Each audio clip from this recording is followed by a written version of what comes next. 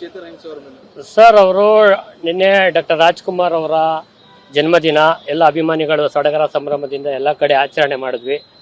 ಈ ಮೊಸರಲ್ಲಿ ಕಲ್ಲು ಹುಡ್ಕಂತ ಕೆಲಸ ಕೆಲವು ಕಿಡಿಗೇಡಿಗಳು ಮಾಡ್ತಾನೆ ಇರ್ತಾರೆ. ಆಗಾಗ ಅಂಥವ್ರಿಗೆ ನಾವು ಆಗಾಗ ಸರಿಯಾದಂಥ ಏನು ಮಾಡಬೇಕೋ ಮಾಡ್ಕೊಂಡೇ ಬಂದಿದ್ದೀವಿ. ಇತ್ತೀಚೆಗೆ ನಿರುದ್ಯೋಗಿ ನಟ ಒಬ್ಬ ವಿದೇಶಿ ತಳಿ ನಟನೆ ಮಾಡೋಕ್ಕೂ ಸರಿಯಾಗಿ ಬರಲ್ಲ ಅಂಥವರು ಡಾಕ್ಟರ್ ರಾಜ್ಕುಮಾರ್ ಅವ್ರಿಗೆ ಸ್ಮಾರಕದಲ್ಲಿ 2.5 ಎಕರೆ ಯಾಕೆ ಕೊಡಬೇಕು ಅನ್ನೋಂಥ ಮಾತು ಹೇಳಿದ್ದಾರೆ. ಇದನ್ನು ಖಂಡಿಸೋದಕ್ಕೆ ನಾವು ಬಂದಿದ್ದೀವಿ. ಆತನ ವಿರುದ್ಧ ಸಾಮಾಜಿಕ ಜಾಲತಾಣನ ಮುಟ್ಗೋಳು ಹಾಕ್ಕೊಂಡು ಕಾನೂನು ರೀತಿ ಕ್ರಮ ತಗೋಬೇಕಂತ ಅಣ್ಣವ್ರ ಅಭಿಮಾನಿಗಳು ಪ್ರತಿಭಟನೆ ಮಾಡಿ ಮನವಿ ಕೊಡಕ್ಕೆ ಬಂದಿದ್ದೀವಿ. ಅಂದ್ರೆ ಅವನು ಬೇಷರತ ಕ್ಷಮೆ ಕೇಳಬೇಕು. ಯಾಕಿಂತ ಮಾತು ಹೇಳ್ತಾರೆ? ಒಬ್ಬರು ಪ್ರಚಾರದಲ್ಲಿರೋಂಥವ್ರಿಗೆ ಈ ರೀತಿ ಹೇಳಿದ ತಕ್ಷಣ ಮತ್ತಷ್ಟು ಪ್ರಚಾರಕ್ಕೆ ಹೋಗೋಂಥ ಕೆಲಸ ಮಾಡ್ತಾ ಇರ್ತಾರೆ ಕೆಲವರು.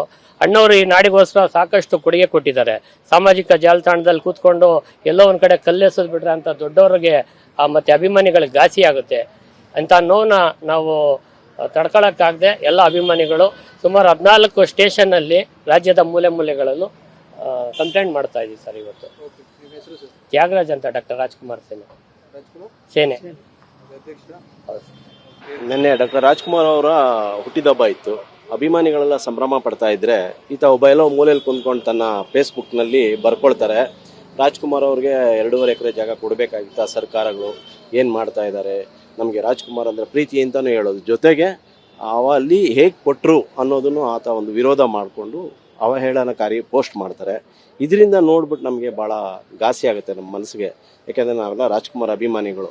ಒಂದು, ರಾಜ್ಕುಮಾರ್ ಅವರು ಬರೀ ಕಲಾವಿದರು ಅಷ್ಟೇ ಅಲ್ಲ, ಈ ನಾಡು ನುಡಿ ನೆಲ ಜಲ ಭಾಷೆ ಕನ್ನಡ ಹೋರಾಟ, ಹಾಗೆ ಭಾಳಷ್ಟು ವಿದ್ಯಾಸಂಸ್ಥೆಗಳಿರ್ಬೋದು, ಧಾರ್ಮಿಕ ಕ್ಷೇತ್ರಗಳಿರ್ಬೋದು, ಮಂತ್ರಾಲಯ, ನಮ್ಮ ಧರ್ಮಸ್ಥಳ ಇರ್ಬೋದು, ಉಡುಪಿ, ಎಲ್ಲ ಮಠ ಮಾನ್ಯಗಳಿಗೂ ಅವರು ಭಾಳಷ್ಟು ಸಹಕಾರ ನೀಡಿದ್ದಾರೆ. ಹಾಗೆ ಕನ್ನಡ ಸಾಹಿತ್ಯ ಪರಿಷತ್ ಇರ್ಬೋದು, ಯಾವುದೇ ತಗೊಳ್ಳಿ, ಕಾರ್ಗಿಲ್ ಯುದ್ಧ ಇರ್ಬೋದು ಅಥವಾ ನಂದಿನಿ ಇರ್ಬೋದು, ಯಾವುದೇ ವಿಚಾರಕ್ಕೆ ಬಂದರೂ ರಾಜ್ಕುಮಾರ್ ಅವರು ಅಲ್ಲಿ ನಿಂತ್ಕೊಂಡು ಅವ್ರ ಕೈಲಿ ಕಾರ್ಯಗಳು ಮಾಡ್ತಾನೇ ಇದ್ದಾರೆ.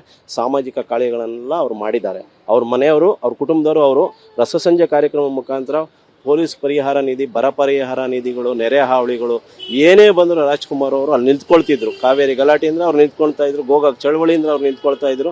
ಮುಂದಾಳತ ನಿಂತ್ಕೊಂಡು ರಾಜ್ಕುಮಾರ್ ಒಬ್ಬರು ಕಲಾವಿದರು ಅಷ್ಟೇ ಅಲ್ಲ, ಗೋಕಾಕ್ ಚಳವಳಿ ನಿಂತಿದ್ದರು. ಹಾಗಾಗಿ ದಯವಿಟ್ಟು ರಾಜ್ಕುಮಾರ್ ಅವ್ರ ಮೇಲೆ ಇಲ್ಲ ಸಲ್ಲದ ಆಪಾದನೆಗಳನ್ನು ಮಾಡೋರ ಜೊತೆಗೆ ಅವ್ರನ್ನ ಇದು ಮಾಡಬೇಡಿ. ಯಾಕಂದ್ರೆ ಅವ್ರು 20 ವರ್ಷ ಆಗಿದೆ ತೀರೋಗಿ.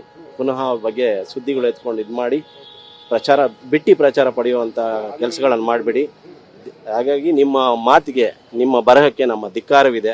ದಯವಿಟ್ಟು ನಮ್ಮ ಅಭಿಮಾನಿಗಳನ್ನು ಕೆಣಕಬೇಡಿ. ಮುಂದಿನ ದಿನಗಳಲ್ಲಿ ಇದರ ದುಷ್ಪರಿಣಾಮಗಳು ಭಾಳ ರೀತಿಯಲ್ಲಿ ಎದುರಿಸಬೇಕಾಗುತ್ತೆ. ನಾವು ಅದಕ್ಕೆ ಹೋಗೋಕ್ಕೆ ಅವಕಾಶ ಕೊಡಬೇಡಿ.